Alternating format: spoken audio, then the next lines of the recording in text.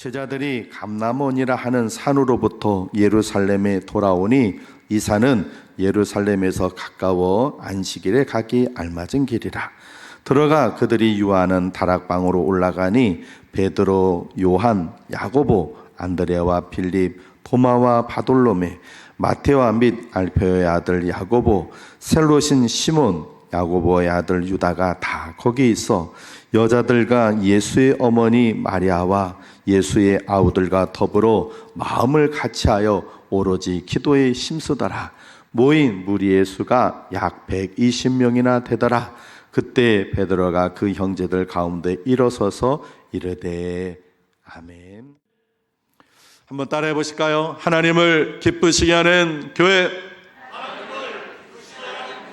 신앙을 할렐루야. 몇 분들과 인사하시겠습니다. 신앙을 꼭 회복하십시오. 한 번 더 하실까요? 잘 오셨습니다. 말씀 들으실 때 하나님께서 여러분의 큰 은혜 부어주시길 주님으로 축복합니다. 지난주가 성령 강림절이었습니다. 성령 강림절, 말 그대로 성령님께서 이 땅에 오신 것을 기념하는 절기입니다. 근데 우리가 성탄절, 부활절은 아주 중요하게 생각하는데 성령 강림절은 크게 중요하게 생각하지 않는 것 같아요. 근데 사실 성령 강림절은 아주 중요한 절기입니다. 성탄절은 하나님께서 우리 같은 육신의 몸을 입고 이 땅에 오신 것을 감사하고 기념해 지키는 절기입니다. 근데 그 하나님께서 육신이 아니라 영으로 오시는데 우리 속으로, 우리 속에 임재하셔서 오시는 것, 그것을 기념해서 지키는 절기가 바로 성령 강림절입니다. 예수님께서 이 땅에서 3년 공생애를 지내시고 그 다음에 십자가에 돌아가셨다가 부활하시고 그러고는 승천하시면서 제자들에게 얘기하셨습니다. 성령님께서 오실 것을 얘기하셨고 그것을 기다렸던 성도들이 기도하다가 받은 것, 그것을 기념해서 지키는 절기가 바로 이 성령 강림절입니다. 지난주에 가정의 주일로 지키다 보니까 성령에 대한 설교를 못했습니다. 그래서 한 주 지났지만 오늘은 성령에 대한 설교를 하려고 합니다. 오늘 설교 제목은 성령 받아야 합니다 입니다. 이 제목이 오늘의 설교 내용입니다. 성령 받아야 합니다. 할렐루야. 네, 이제 설교 다 했어요. 이게 설교 내용이에요. 성령 받아야 한다는 거. 설교 끝낼까요? 좀 아쉽잖아요. 그죠? 조금만 더 할게요. 네. 예수님께서 제자들하고 지내면서 얘들아, 나는 아버지께로 갈 거야. 그러면 그 아버지께로 가면 나 대신 성령님이란 분, 보혜사 그분이 오실 거야. 그러니 너희들은 나 대신 그분을 받아들일 준비를 해라 얘기하셨고, 승천하실 때는 예수님께서 몇 날이 못 돼서 나는 올라가고 성령님께서 오실 거니까 너희들 예루살렘을 떠나지 말고 기도하면서 기다려라 얘기를 하셨어요. 그 주님의 말씀을 들은 사람들이 500여 명이 돼요. 우리 고린도전서 15장 6절 같이 한번 읽어보겠습니다. 시작. 그 후에 500여의 형제에게 일시에 보이셨나니 그 중에 지금까지 대다수는 살아있고 어떤 사람은 잠들었으며. 아멘. 그 500여 명의 사람들 중에 주님 말씀을 믿고 마가의 다락방이라는 곳에 가서 기도하던 이들이 있었습니다. 그들이 모두 몇 명이냐? 약 120명 정도 되었습니다. 우리나라의 다락방은 좁고 낮은 곳이지만 성주순례 가보니까 그 다락방은 그냥 2층이에요. 2층. 이렇게 1층하고 2층에 그냥 2층이 그냥 다락방이에요. 거기에 120명의 성도들이 모여서 막 기도했어요. 기도하다가 뭘 받았어요? 성령님을 받았어요. 성령의 임재를 경험했어요. 그 성령의 임재를 경험한 그 120명의 사람들이 예수님께서 부활하신 날 맨날 모여서 다시 또 기도하고 그러다가 뭐가 되냐면 교회가 됐어요. 그래서 이 성령 강림절은 교회의 생일날인 겁니다. 그만큼 이 성령 강림절은 중요한 절기입니다. 아까 말씀드린 것처럼 500명의 사람들 중에 몇 사람만 였다고요? 120명. 수치상으로 따지면 4명 중에 한 사람밖에 되지 않아요. 지금 이 지구상에 많은 기독교인들이 있습니다. 그러면 그 모든 기독교인들이 다 성령 받았느냐? 아니에요. 안타까워요. 그러나 성령님은 모든 성도들이 반드시 받아야 합니다. 할렐루야. 우리 옆분에게 이렇게 얘기해 주세요. 성령을 받아야 합니다. 네, 기억하십시오. 그럼 왜 받아야 하는가? 오늘 왜 받아야 하는지, 그리고 어떻게 하면 받으시는지를 말씀드릴 거예요. 오순절에 임한 그 성령님을 가장 잘 표현한 게 뭐냐면 사도행전 2장 3절의 말씀이에요. 성령을 뭘로 표현했냐면 불로 표현했어요. 성령을 표현하는 가장 최고의 뭐냐면 불이에요. 불에는 2가지 특징이 있어요. 첫 번째는 불은 어때요? 뜨거워요. 뜨거워요. 차가운 불은 없어요. 세상에 어떤, 또 지금 과학이 많이 발전해서도 차가운 불은 없어요. 불은 다 뜨거워요. 그래서 뜨겁기 때문에 모든 걸 다 태울 수가 있는 거예요. 성령도 이 불 같아서, 불 같은 성령님께서 우리 안에 꽉 임하시면 우리 안에 더러운 것과 안 좋은 것들을 다 태워버리십니다. 우리 마음속에는요, 사탄이 뿌려놓은 씨앗들이 있어요. 우리가 이렇게 멋지게 이쁘게 그렇게 딱 있지만 우리 속에는 사탄이 뿌려놓은 죄악의 씨앗들이 쫙 있어요. 그 죄악의 씨앗들이 막 자라요. 불신을 가져오는 근심, 걱정, 염려, 불안, 두려움, 부정적인 생각들, 안 돼, 할 수 없어, 끝났어, 소용없어, 이런 부정적인 생각들이 쭉 사단이 뿌려놓은 것들이 우리 안에 자라고 있어요. 또 거룩하지 못한 습관과 행동들이 타락한 우리 마음에 지배를 받으면서 자라고 있다고요. 이런 것들 태워버리지 않으면 우리는 믿음의 사람으로 살 수가 없습니다. 우리가 이렇게 지금처럼 교회에 있을 때는요, 그 믿음의 그 기운에 눌려가지고 우리 속에 있는 죄악의 씨앗들이 그냥 가만히 있어요. 그런데 우리가 교회 밖을 딱 나가는 순간 이 사단이 뿌려놓은 죄악의 씨앗들이 확 고기를 들고 일어나가지고는 우리 마음을 지배하는 거예요. 우리 생각을 막 조종을 해요. 그래서 우리가 해서는 안 되는 말, 행동들을 막 하고 불신자처럼 그렇게 살게 만들어요. 제가 여러분들에게 광고한 것 중에 여러 번 강조한 것이 있어요. 뭔지 아세요?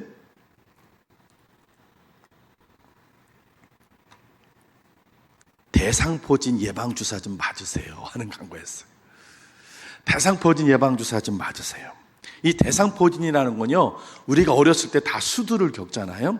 이 수두를 앓을 때 수두균이 우리 몸속에 있다가 이게 사라지지 않고 우리 속에 있어요. 잠재해 있다가 우리가 커가지고 성인이 돼서 면역력이 약해질 때 이 수두균이 신경을 타고 피부의 발진으로 나와요. 그래서 대표적인 게 이제 물집이 잡히는 거죠. 얼마나 아픈지 칼로 살을 베듯이 그렇게 아파요. 그래서 제가 여러 번 대상포진 예방주사 좀 맞으세요. 그렇게 말씀을 드렸어요. 그런데 이 예방주사 값이 이게 10여만 원 돼요. 그러니까 그냥 쉽게 툭툭 맞을 수 있는 건 아니고 좀 부담이 돼요. 그리고 또 이렇게 생각이 돼요. 나는 대상포진 안 걸릴 거야. 이렇게 생각을 해요. 그리고 결정적으로는 신자들이 목사 말 잘 안 들어. 그래가지고 안 맞고 있다가 대상포진에 걸려.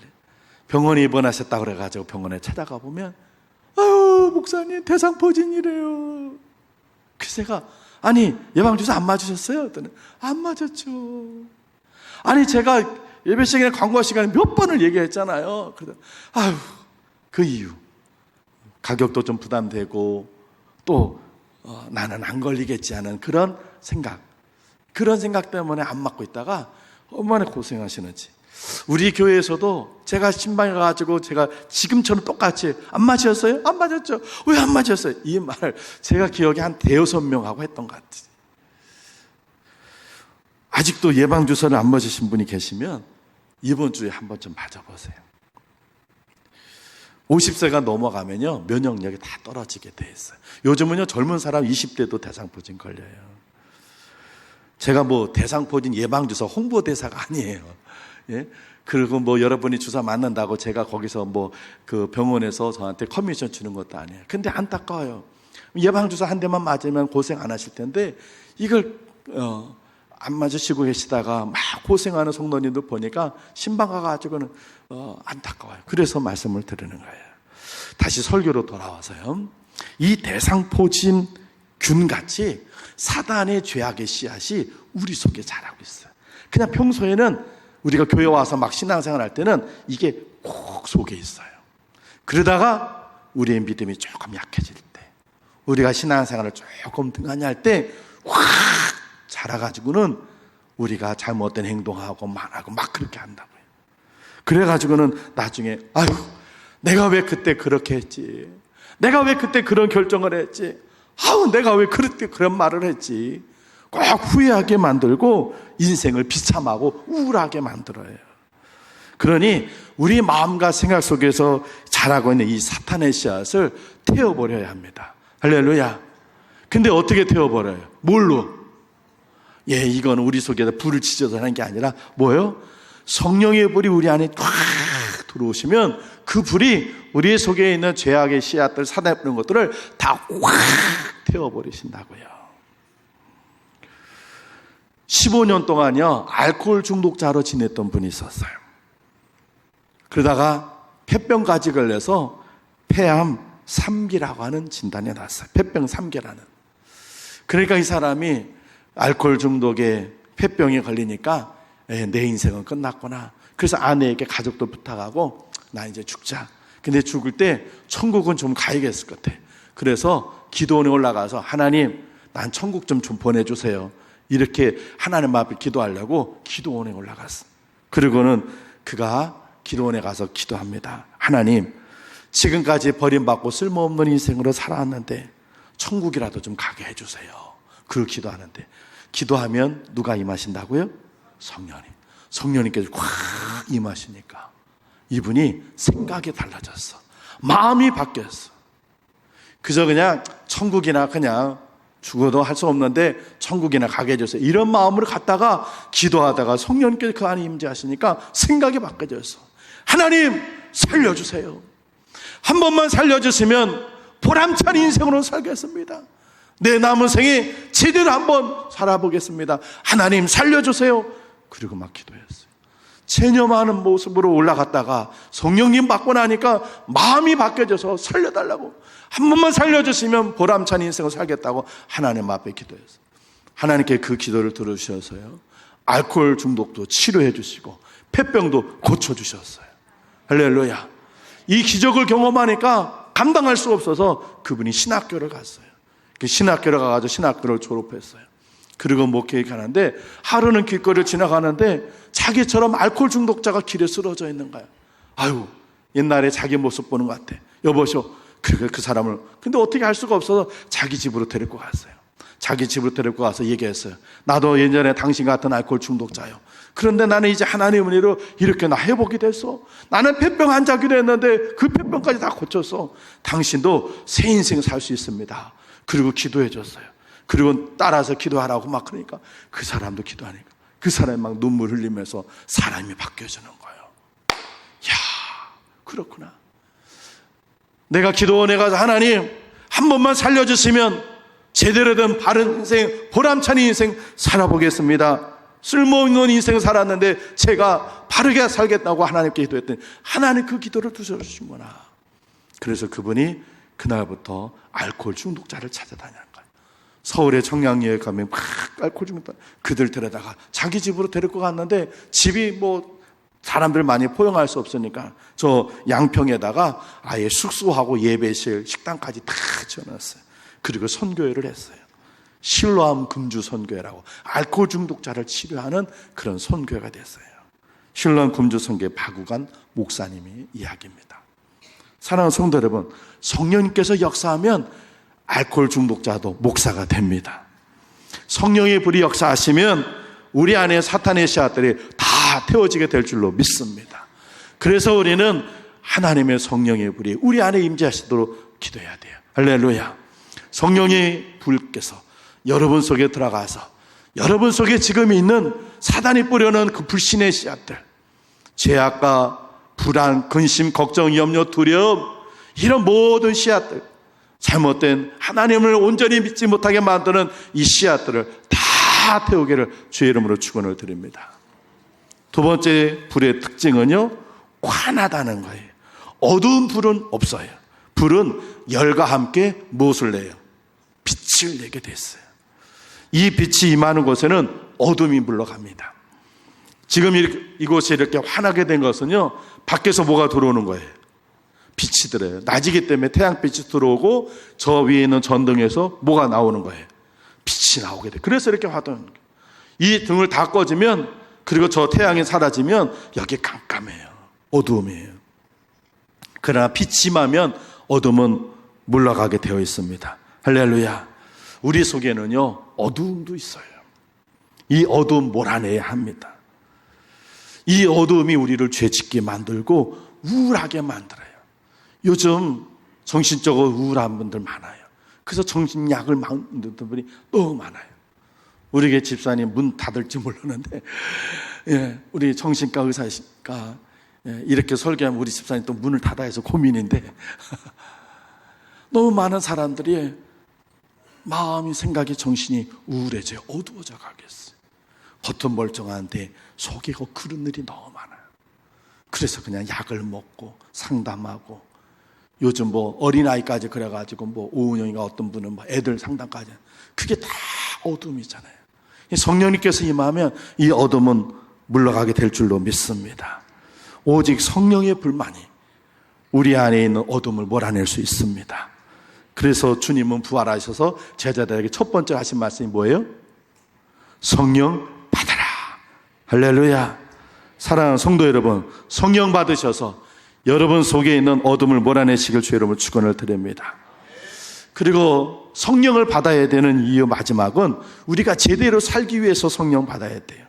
하나님께서 사람을 뭐로 만드셨어요? 뭐로 만드셨어요? 흙으로 만드셨어요.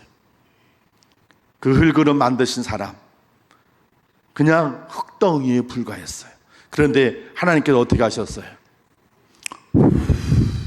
코에 생기를 불어 넣어 주시니까 그 사람, 흙덩이가 생명이 된지라 그랬어요. 여러분, 여기에 에어컨이 있습니다.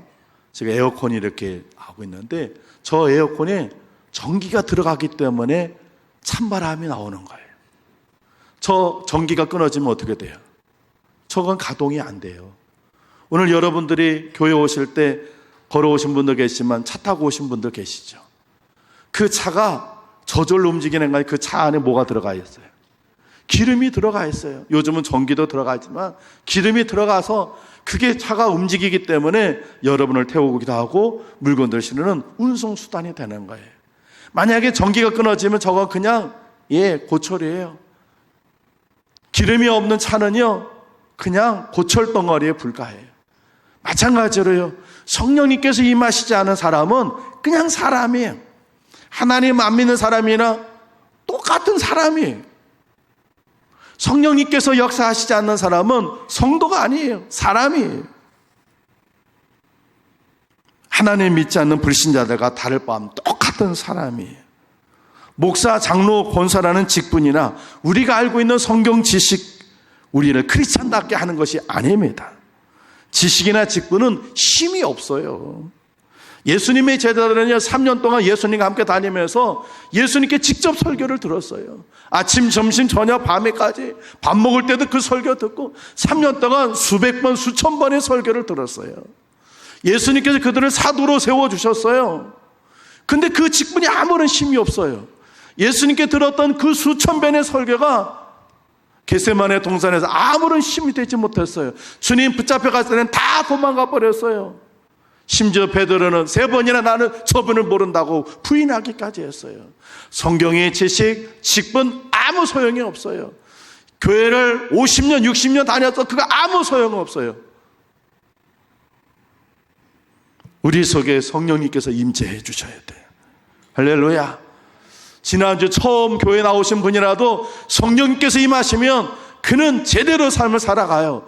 그러나 50년, 60년 신앙생활하고 목사, 장로가, 권사가 돼서도 성령이 임하시지 않으면 그는 불신자와 다르지 않아요. 똑같아요. 오직 성령님께서 우리 안에 임재하셔야 우리는 우리 역할을 하는 거예요. 사사기 15장 14절에 삼손이라는 분이 있었어요. 그 이야기를 한번 성경 읽습니다. 시작. 삼손이 레이의 이름에 블레셋 사람들이 그에게로 마주 나가며 소리를 지를 때 여호와의 영이 삼손에게 갑자기 임하시매 그의 팔 위의 밧줄이 불탄 삼과 같이 그의 결박되었던 손에서 떨어진지라. 삼손이 나귀의 새 턱뼈를 보고 손을 내밀어 집어들고 그것으로 1000명을 죽이고. 아멘.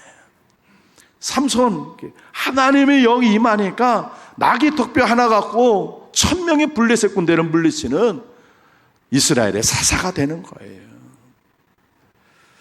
목사 제대로 하려면 성령 받아야 합니다. 사도 바울이요, 고린도전서 2장 4절에 이렇게 말했어요. 내 말과 내 전도함이 설득력 있는 지혜의 말로 하지 아니하고 다만 성령의 나타나심과 능력으로 하여 그랬어요. 사도 바울이 복음 전하고 전도하고 설교하는 건 자기 말 잘해서 지식으로 하는 게 아니라 성령의 능력이 내게 나타났을 때 그것이 됐다는 거예요. 여러분들이 여러분 가족들을 전도하려면요, 말 가지고 안 돼요. 선물 가지고 안 돼요. 성령님께서 역사해 주셔야 되는 거예요. 제가 설교할 때 제일 많이 고민하는 부분이 바로 이 부분이에요. 설교의 내용, 예와 이런 부분이 아니라 하나님, 제가 설교할 때 성령이 기름 부으심이 있게 해달라고. 이 성령이 기름 부으심이 없는 설교는요, 그냥 말 떠드는 것밖에 안 되잖아요. 장로, 권사, 안수 집사, 교사, 구역장, 강사, 이 직분 제대로 감당하려면요, 성령 받아야 합니다. 할렐루야. 교회 안의 직분뿐 아니라요, 가정이나 직장, 세상에 나가서도 제대로 자기 역할 다 하려면 성령 받아야 합니다. 여러분의 가정과 직장에 하나님의 은혜로 충만하려면 여러분이 성령 받아야 합니다. 여러분 안에 계신 성령의 불이 여러분 가정에 있는 어둠을 몰아내고 여러분 가정에 뿌려놓은 죄악의 씨앗들을 태워버려야 합니다. 할렐루야. 성령 받지 못한 사람은요, 마귀의 졸개가 되는 거예요. 성령 받지 못한 사람이 있는 것은요, 마귀의 놀이터예요. 마귀를 이길 수가 없어요. 사도 바울은요, 성령 받으니까 마귀를 제어합니다. 성경은 이렇게 얘기하고 있습니다. 사도행전 19장 같이 읽습니다. 시작. 하나님이 바울의 손으로 놀라운 능력을 행하게 하시니 심지어 사람들이 바울의 몸에서 손수건이나 앞치마를 가져다가 병든 사람에게 얹으면 그 병이 떠나고 악귀도 나가더라. 아멘. 바울은 악귀를 쫓아내는 사람이었어요. 그런데 당시 제사장이, 스게와라는 제사장의 7 아들인데 그들은 어떻게 했는가?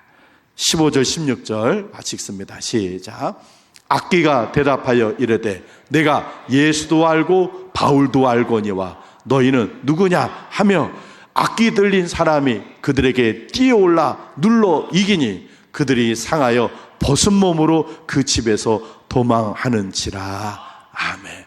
성령의 인자심이 없는 사람에겐 마귀는요, 야, 너까진 게 말이야. 이러고는 제사장, 요즘으로 얘기하면 목사의 아들들인데, 목사의 아들들이요, 바울이 귀신 쫓아내는 거 보고, 악귀 쫓아내는 거 보고 흉내냈다가 악귀로부터 눌려가지고는 옷을 다 벗고 도망쳐 버렸어. 성령 받지 못한 사람은 마귀를 이길 수가 없습니다. 우리 힘으로는 마귀를 이겨낼 수가 없어요. 그러니 우리는 하나님의 성령의 힘을 얻어야 할 줄로 믿습니다. 그 성령님께서 내게 임재하셔서 내 안에뿐만이 아니라 내 안에 계신 성령님께서 내가 성령 받고 우리 가정에 가면 우리 가정에 짓누르고 있는 악기는 떠나가게 되어 있어요. 하나님 교회 안 나오는 가족을 뭐라고 그러지 마세요. 단순히 성령 받지 못하니까 그 사람 속에 악기가 떠나가지 않는 거예요. 아유, 저 인간, 아유, 그렇게 얘기하다. 여러분, 불신 가족을 보라고 그러지 마세요. 그 불신 가족을 변화시키는 건 성령님인데 여러분 안에 성령님이 계시지 않으니까 여러분이 그들을 변화시키지 못하는 거예요. 여러분의 말 갖고 아무것도 되지 않아요. 오직 성령의 역사하심이 있어야 돼요. 근데 내 안에 성령님께서 임하시지 못하니까, 내가 성령 충만하지 못하니까 이 성령의 불이, 이 성령의 뜨거움이, 이 성령의 빛이 내 가족들에게도 미치지 못하는 거예요. 내가 성령의 불로 충만해 뜨거워지면, 그 성령의 빛이 내 안에 환하게 되면, 내가 우리 가정에 가면 우리 가정에는 그 죄악된 것들은 다 태워지고 어둠은 물러가게 되어 있어요. 그런데 내가 성령 충만하지 못하니까 마귀의 놀이터가 되고, 우리 가정은 마귀의 놀이터가 돼가지고 맨날 사건 일어나고 사단의 역사가 끊임없이 일어나는 거예요. 여러분, 성령 받아야 합니다. 할렐루야. 그러면 마지막으로 성령 받기에 우리가 해야 할 일은 무엇인가? 우리 오늘 본문 14절을 같이 한번 읽어보겠습니다. 14절 같이 읽습니다. 시작. 여자들과 예수의 어머니 마리아와 예수의 아우들과 더불어 마음을 같이하여 오로지 기도에 힘쓰더라. 아멘. 오로지 기도에 힘쓰더라 그랬습니다. 기도만이 성령 받는 방법은 아닙니다. 성경을 보면 고넬료의 가정에 베드로를 초청해서 하나님 말씀을 들을 때 성령께서 임하셨다 그랬어요. 오늘처럼 이 예배 시간에 하나님 말씀 들을 때 우리 안에 성령이 임하시는 줄로 믿습니다. 바울이 에베소 교회 성도들에게 안수를 할 때 성령님께서 임하셨다 그랬습니다. 또 다윗이 찬송을 부를 때 성령께서 임하셔서 사울 속에 있는 악신이 떠나갔다 그랬습니다. 찬송하고 안수 듣고 또 말씀 들을 때 성령께서 임하시게 돼요. 그러나 가장 우리가 성령의 임재를 조금만 경험할 수 있는 최고의 방법은 오늘 말씀이에요. 오순절 마가의 다락방의 성도들이 간절히 사모하여 기도할 때 성령께서 임재하셨어요. 성령의 임재는 기도할 때 가장 강력하게 경험할 수 있습니다. 오늘 우리가 성령의 임재를 경험하지 못하는 이유는요, 성령님께 문제가 있는 게 아니에요. 2000년 전에 성령님은 잘 오셨고 2000년이 지난 21세기 성령님은 잘 안 오시는가 보다. 아니에요. 성령님에게 문제가 있는 게 아니에요. 우리에게 문제가 있어요. 2000년 전에 오순절 마가의 다락방에 임했던 그 성도들은 오늘 말씀에 오로지 기도에 힘을 썼다 그랬어요. 마음을 같이하여라고 이 번역된 헬라어는요, 누가가 이 사도행전에서 10번이나 기록한 말씀인데요, 마음과 정신을 하나로 모으는 거예요. 힘쓰다라고 하는 것은 꾸준히 집착을 하는데 아주 열성적으로 기도했다는 걸 얘기를 해요. 그리고 오로지라는 건 다른 것도 없이 그거에 막 팠다는 거죠. 이렇게 기도하냐 말이죠. 오로지 기도에 힘쓰고 있느냐는 거예요. 그렇게 지금도 하나님의 성령을 사모해서 기도에 힘을 쓰는 사람에겐 성령님께서 임하십니다. 할렐루야. 성령을 얘기할 때 신학자 중에 토레이라고 하는 박사가 있어요. 아주 유명하신 분, 아레이 토레이. 성령에 대해 많이 설교를, 책을 쓰신 분인데 그분이 책에 보면 이런 고백을 그분이 하셨어요. 아침에 일어나서 제일 먼저 이 기도를 한다. 하나님, 오늘도 나를 성령 충만하게 도와주십시오. 성령 충만 없이 하루 길을 걷는 것이 두렵습니다. 성령 충만하다고 느끼지 않았을 때 나는 말을 조심한다. 왜냐하면 성령 충만하지 않을 때 내가 하는 말은 종종 실수일 수 있고 실언일 수 있고 이웃들에게 상처를 입힐 수가 있기 때문이다. 성령 충만하다고 느끼지 않았을 때는 중요한 결정을 유보한다. 성령 충만하지 않고 결정을 할 때 종종 내 결정은 잘못될 수 있고 믿지 않는 사람과 마찬가지 이기적인 결정을 할 수 있기 때문이다. 그래서 나를 책망하시는 성령 충만을 사모한다. 목이 타도록 사모한다. 목마른 사슴처럼 사모한다. 성령 충만을 구한다.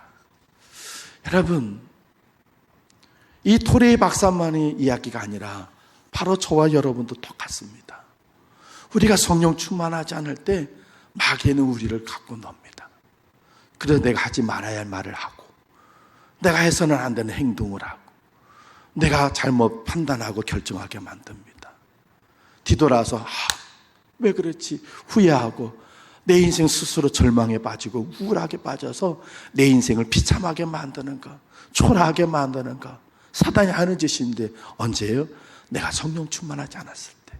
그때 사단은 나를 갖고 이용하는 거예요. 그래서 우리는 성령의 충만함을 사모해야 합니다.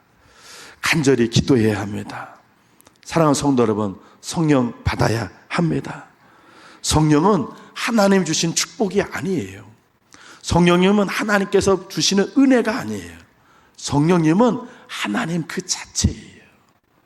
성부, 성자, 성령, 삼위일체 하나님 그분 자신이에요. 그러니 우리는 그 하나님께서 내 안에 임하시도록 간절히 사모해야 할 줄로 믿습니다. 기도에 힘을 쏟아야 됩니다. 6월 한 달 동안 기도에 힘을 쏟는 여러분 되시기를 주의 이름으로 축원을 드립니다. 새벽에도 좋습니다. 새벽 기도에도 나오시고 금요일 심야 기도에 좋습니다. 나오세요. 그런 새벽에나 금요일에 나오기 어려우시다면 주중에 여러분 시간 되실 때 어느 때라도 교회 문은 항상 열려 있으니까 오세요. 물론 여러분이 집에서나 개인적으로 거처하는 곳에서 기도할 수도 있지만 기도줄이 잘 잡히는 곳은 교회더라고요. 교회 와서 기도하는 것이 제일 힘을 얻을 수 있어요. 그렇게 교회당에 오셔서 기도하기 어려우신 분들은 여러분이 기도할 수 있는 그 장소 하나를 정하세요. 차 안에도 좋아요. 여러분의 사무실이든지 여러분 가정이든지 하나님하고 여러분이 만날 수 있는 그곳을 딱 정하세요. 가능하면 시간을 정하세요. 시간을 정하고 장소가 정해지는 게 제일 좋아요. 그리고 그때 기도할 때는 다른 것 기도하지 마세요. 뭐 자식 문제, 직장 문제, 돈 문제, 건강 문제 그건 다 내려놓으세요. 가장 중요한 건 성령님, 당신이 내 안에 들어오셔야 합니다. 내가 왜 이렇게 비참하고 초라해지고 내가 이렇게 형편없게 삽니까? 그 이유는 성령께서 나의 주인이 되어지 못했기 때문에 그래요. 그러니까 내 신앙의 연조 성경 지식 다 내려놓고 그냥 그분 앞에 벌거벗은 몸으로 나가는 거예요. 그리고는 사모해야 돼요. 하나님 사모합니다. 찬송을 부르세요. 찬송을 부르세요. 일부 때는 안 했는데 제 경험을 좀 얘기하면 찬송을 부르세요. 복음성가도 부르셔도 좋지만 찬송가 경배 찬양 앞에 보면 우리가 예배 전에 처음에 부르던 그때 만입이 내게 있으면 그런 찬송들을 몇 번을 불렀어요. 하나님을 높여드린 찬송을 불렀어요. 그리고 사모하세요. 하나님 내게 들어오셔야 합니다. 내가 지금 얼마나 비참하고 초라한지 하나님 아십니다. 내가 형편없는 인생인 거 하나님 아시지 않습니까? 하나님이 떠나가시고 나니까 형편없는 인생을 살아요. 다윗이 그래서 주 성령 내게서 떠나지 마옵소서 기도했어요. 성령을 사모해야 합니다. 그리고 성령의 임재를 경험하셔야 합니다. 설교 끝내겠습니다. 사랑하는 성도 여러분, 지금 저는 여러분의 이론을 얘기했어요. 이제 그것이 여러분의 실제가 되어야 돼요. 오늘 설교만 듣고 끝나면 정말 아무 소용없어요. 이런 설교 여러 번 들으셨잖아요. 근데 왜 내게 성령의 임재하심이 없느냐? 실천하지 않으니까. 나가서 하나님 앞에 나가 기도해야 되는데 기도하지 않으니까 그래 성령 받아야지 기도해야지 그래. 그리고는 또 옛날처럼 똑같이 기도하기보다는 다른 일에 힘쓰고 막 그러다 보니까 성령의 임재를 경험하지 못하는 거예요. 부탁드립니다. 정말 간곡하게 부탁드립니다. 여러분 문제 갖고 씨름하지 마시고 문제를 해결할 수 있는 하나님을 만나야 합니다.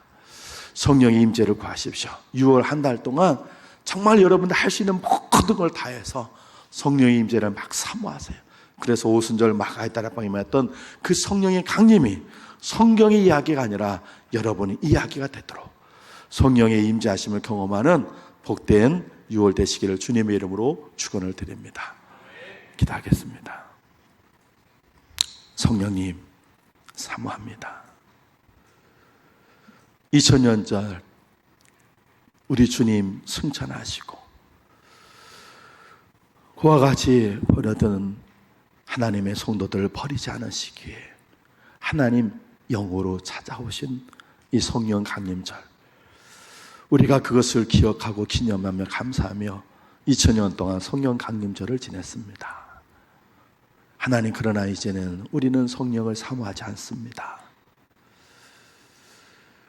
물질의 부요를 사모하고 내 육신의 건강을 사모하지만 내 안에 성령님께서 임재하는 사모는 점점 줄어들고 있습니다. 그러다 보니 성령은 우리를 떠나셨고 우리의 삶은 갈수록 피폐해져 가고 있습니다. 주여, 용서해 주옵소서. 우리를 불쌍히 여겨 주시옵소서. 성령님, 다시 우리를 찾아와 주시옵소서. 성령을 간절히 사모하오니 이 6월 한 달 동안 오로지 성령의 임재를 사모하여 기도하겠사오니 우리가 하나님 두 손을 놓고 하나님 앞에 기도할 때마다 성령님 우리 안에 임재하셔서 성령의 충만함을 경험하는, 그래서 성령님과 동행하는 6월 한 달 되도록 도와주시옵소서. 예수님 귀하신 이름으로 기도합니다. 아멘.